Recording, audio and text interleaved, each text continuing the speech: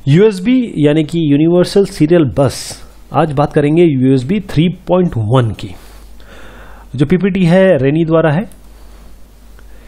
तो इसमें देखेंगे USB क्या है, टाइमलाइन क्या है USB की, किस तरीके से कब USB आई, कौन कौन से वर्जन आए, USB 3.1 क्यों, इसका कंपैरिजन देखेंगे, कंप्लायंस देखेंगे किस किस से होना चाहिए और फिर कंक्लूड करेंगे। USB क्या है? यूनिवर्सल सीरियल बस है। एक स्टैंडर्ड बस होती है जिससे आप होस्ट कंप्यूटर से कनेक्ट कर सकते हैं।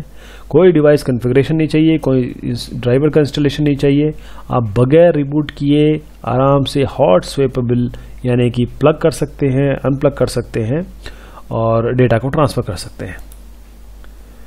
बाकी और भी, ये तो मैंने एक एग्जांपल बताया, डेटा ट्रांसफ़र कर सकते हैं। आप तो अब अथाह चीज़ कर सकते हैं यूएसबी से, यानी कि यहाँ तक कि चार्ज भी कर सकते हैं। तो हुआ क्या कि जनवरी 1996 में USB 1.0 आई जिसकी स्पीड थी 1.5 Mbps। लो स्पीड है लेकिन उस ज़माने के लिए बहुत थी।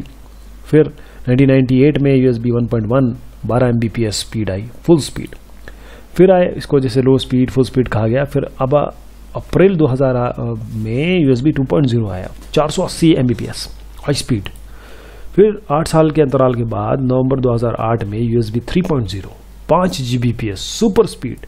और उसके बाद जुलाई 2013 में आई USB 3.1 10 Gbps super speed plus. तो USB 3.1 क्यों? अब देखिए USB 3.1 अगर आप कंपेयर करें कि HDMI से जो थंडरबोल्ट है उन दोनों से कंपेयर करें आप, जो अलग अलग डिवाइसेस हैं कनेक्टिंग स्पीड जो देते हैं आपको, तो उसमें आप USB 3.0 को कहाँ पाते हैं? 5000 Mbps, जबकि थंडरबोल्ट 2 कहाँ निकल चुका? 20000 Mbps पे। HDMI 2.0 कहाँ निकल चुका? 18000 Mbps पे। तो साहब कुछ ना कुछ तो करना था 3.0 के बाद, इसलिए USB 3.1 आई। 10,000 कम से कम इससे कंपेरेबल तो है, तो इसलिए इसकी जरूरत पड़ी। साथ में बहुत सारा डेटा है, हाई HDD है, हार्ड ड्राइव है, अल्ट्रा HD TV है, इतने सारा डेटा आ रहा है। कैसे करेंगे आप इसको? कैसे आप लेंगे? किस तरीके से आप स्पीड, क्योंकि 5 Gbps भी कम पड़ रहा है।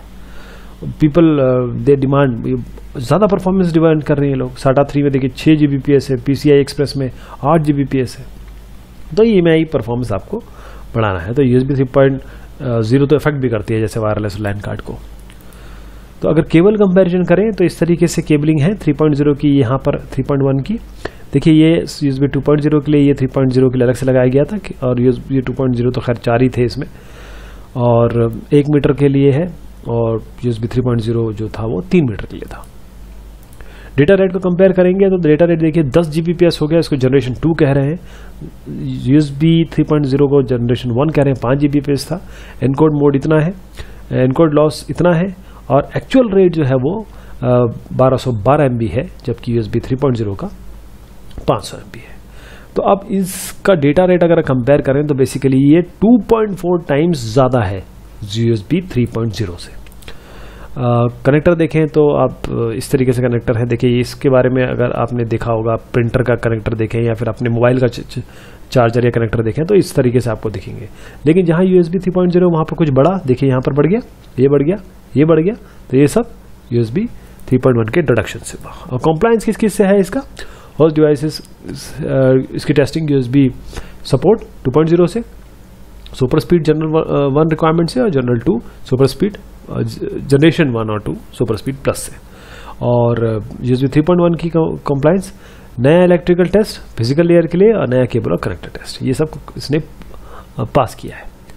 और कंक्लूजन में बताना चाहूँगा, बहुत शॉर्ट रखा मैंने इसको ताकि आप चुटकी बजाते ही समझ जाए कि हाई परफॉर्मेंस है ये 3.1, 10 Gbps डेटा दे रही है, मतलब 2 गुना USB 3.0। कन्वीनियंट है, स्टैंडर्ड कनेक्टर है, कोई डायरेक्शनैलिटी नहीं है, लेस लूज ऑफ इनकोडर है, एफिशिएंट है, एफिशिएंसी आपकी बढ़ेगी इसमें, कोई ड्राइवर सॉफ्टवेयर में चेंजेस रिक्वायर नहीं है, और जो EMI परफॉर्मेंस जो है वो आपका अपग्रेडेड है। तो इससे इम्प्रूव्ड है शील्डिंग और ग्राउंडिंग कनेक्टर के लिए। बहुत शुक्रिया, बहुत मेहरबानी आपकी।